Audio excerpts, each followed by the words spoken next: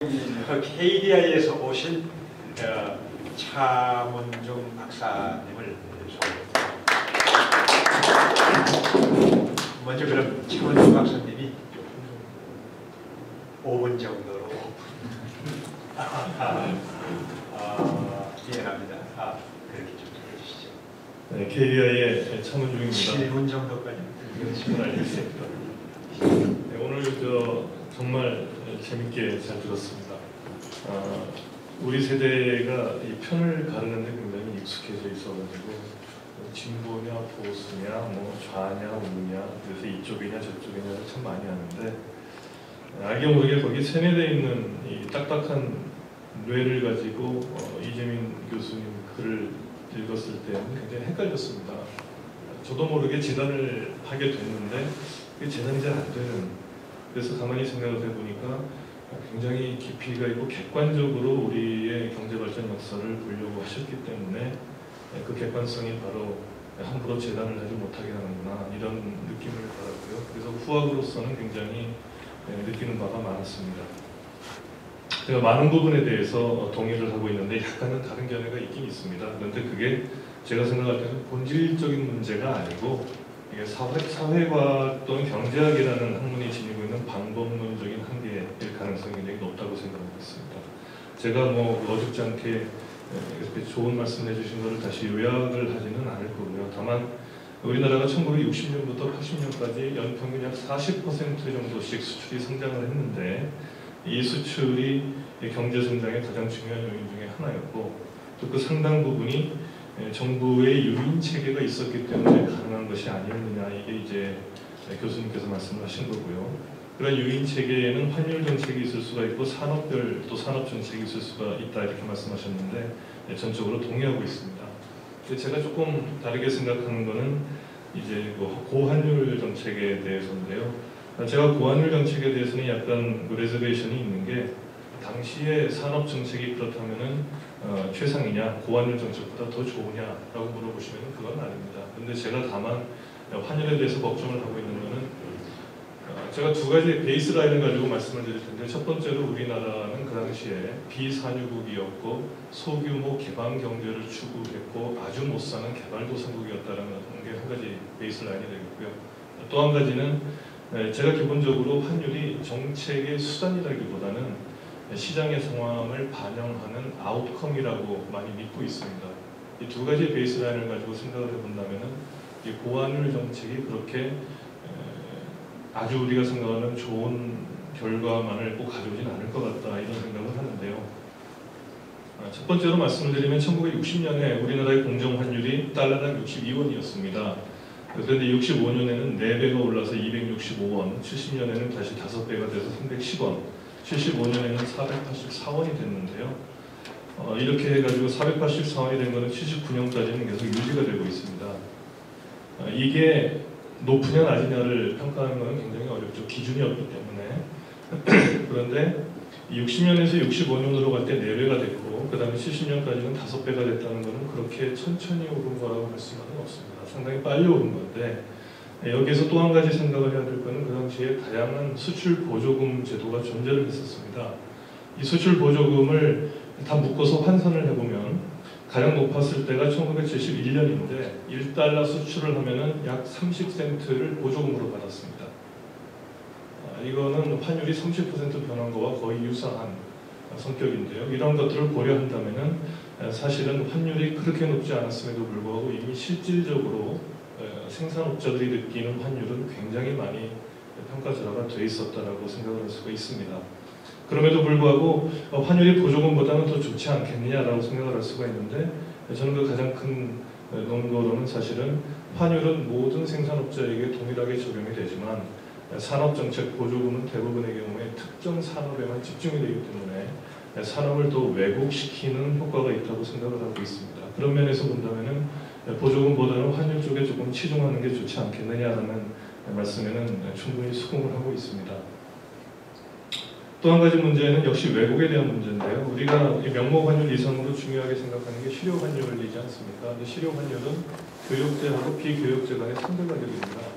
이 교역제는 우리나라가 소규모 개방 경제이기 때문에 사실은 이미 외부에서 가격이 결정되는 경우가 많고 비교육제는 교육이 안 되기 때문에 우리나라 내부에서 자체적인 수급에 의해서 가격이 결정이 되기 때문에 이 실효 환율을 잘 맞춰주기 위해서는 어쩔 수 없이 명목 환율을 건드릴 수밖에 없습니다.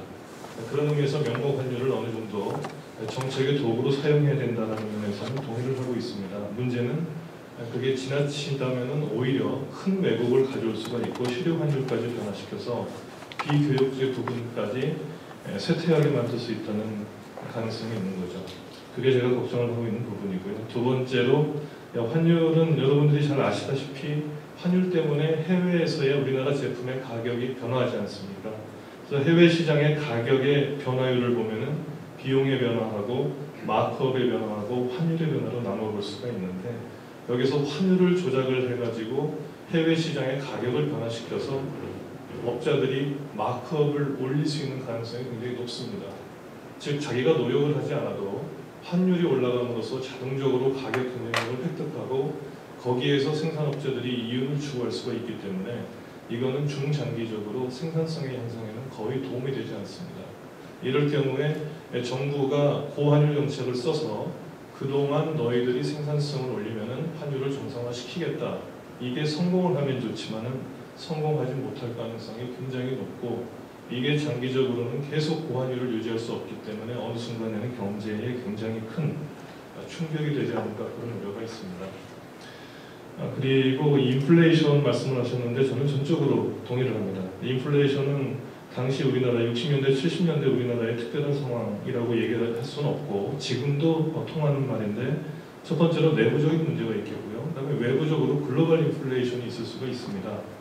그리고 우리나라 같은 경우는 당시에 성장 통화 정책을 60년대 중반에 잠시 썼었기 때문에 인플레이션의 문제가 또 있고요. 그리고 우리가 여기서 길게 말씀드리기는 좀 어려운 것 같은데 그 발라사 효과라고 해서 발라사 효과가 경제성장 과정에서 교육제 부분이 굉장히 빨리 증가함으로써 거기에서 코스트 푸시 인플레이션이 또 생기기 때문에 조금의 고환율 정책이라도 우리나라 같이 소규모 개발 경제에게는 굉장히 치명적인 인플레이션을 야기할 수가 있습니다. 그래서 고환율 정책을 쓰지 않았음에도 불구하고 아까 보신 것처럼 우리나라가 계속 투자의 인플레이션이 있게 되는데요. 거기에서 만약에 환율을 조금 더 우리가 높였었더라면 인플레이션이 대단히 높아지지 않았을까 이런 우려가 있습니다. 마지막으로 이 환율에 대한 말씀은 거시경제에서 얘기하는 트라일레마의 문제인데요. 거시경제의 그 세 가지 중요한 거 환율과 이자율과 자본의 국제적인 이동성 이 세 가지를 정부가 통제할 수는 없습니다. 이론적으로 정부가 환율과 이자율을 통제하려면 자본의 이동을 허용을 해야 되고 정부가 자본의 이동을 허용하고 이자율을 조정하려면 환율은 플로팅하고 놔둬야 됩니다. 그런데 만약에 그 당시 우리나라를 볼 때 정부가 이자율을 정책 도구로 사용을 하고 있었고 자본이 부족한 나라였기 때문에 끊임없이 자본의 유입을 추구하던 나라였더라면 환율은 함부로 손을 댈 수 없는 그런 상황이었습니다. 그런 면을 본다면은 말씀하신 것처럼 고환율이 다른 여러 가지의 문제를 해결할 수 있으면서도 동시에 우리로서는 굉장히 선택하기는 쉽지 않았던 그런 정책이 아닌가 그런 생각이 들고 있습니다. 저희 시간을 많이 썼으니까 그냥 그 다음에 두 가지 정도만 간단하게 말씀드리면 시대적인 특수성입니다. 저는 1970년대의 중화공업 육성 정책이 과도했다는 지적에 대해서 전적으로 동의하고 있습니다. 그리고 80년대의 그 아주 강압적인 합리화 그게 성공적이었는지는 모르지만 그 뒤를 이은 3조 호황이 있지 않았더라면 우리나라는 엄청난 재앙을 맞을 수도 있었다고 가정적으로 카운터팩트란 가정일 수도 있는데요. 생각을 하고 있는데요. 그렇다면 왜 정부가 그때 그렇게 무리한 산업정책을 썼었느냐 그냥 여러 가지 이유가 있겠지만 제가 생각하는 그 당시 정부의 변명 첫 번째는 닉슨 독트린이죠. 그래서 불가피하게 방위산업을 일으킬 수밖에 없었던 그리고 6개의 그 육성 산업은 모조리 다 방위산업이었던 그런 면이 있고 또 한 가지는 1970년대 초반에 우리나라 1인당 GDP가 300불을 넘었습니다. 그런데 다른 외국과 비교할 때 특히 일본과 독일이 300불을 넘어가면서부터 중화공업이 성장 동력화가 되기 시작했었습니다. 당시 정부가 그러한 사실을 연구를 하고 우리가 300불이 넘어가서 이제 1000불 시대로 가고 싶은데 경공업으로는 쉽게 부가가치를 창출하기 어려울 것 같다. 그렇다면 일본이랑 독일의 예를 볼 때 이제는 우리가 종합공업을 할 때가 아닌가라고 생각을 했다고 되어 있는데, 그럼에도 불구하고 저는 사실은 교수님처럼 지나치게 이게 빨리 됐고 너무 강도 높게 됐다는 생각을 가지고 있습니다.